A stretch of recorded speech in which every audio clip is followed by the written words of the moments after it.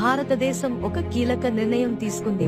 Russia నుండి అత్యాధునిక S-400 Triumph క్షిపణి రక్షణ వ్యవస్థను పొందింది. ఇది కేవలం క్షిపణుల కొనుగోలు కాదు, ఇది భారతదేశం ఆకాశరక్షణ వ్యవస్థలో ఒక పెద్ద మార్పు. పంజాబ్లోని సరిహద్దుకు సమీపంగా మొట్టమొదటి S-400 స్క్వాడ్రన్ను 2022లో ఏర్పాటు చేశారు. దీని రేడార్ శత్రువుల యుద్ధ విమానాలు వెనక్కి వెళ్లాయి. ఎలాంటి యుద్ధం లేకుండానే కేవలం దీనివల్ల వాయుసేన చర్యల్లో మార్పు వచ్చింది. ఇది భయాన్ని కలిగించింది, దాడి కాకుండా నిరోధించింది. తర్వాత మరో S-400 యూనిట్ ను చైనా సరిహద్దు వైపు లడఖ్ దిశగా మౌనంగా తరలించారు. ఇప్పుడు భారతదేశం S-400 వ్యవస్థను సుదర్శన చక్రంలా ఉపయోగిస్తోంది.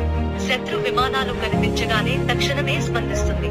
ఇది కేవలం గగనతల రక్షణ కోసం మాత్రమే కాదు, ప్రజలను ప్రమాదాల నుంచి రక్షించడంలో కీలక పాత్ర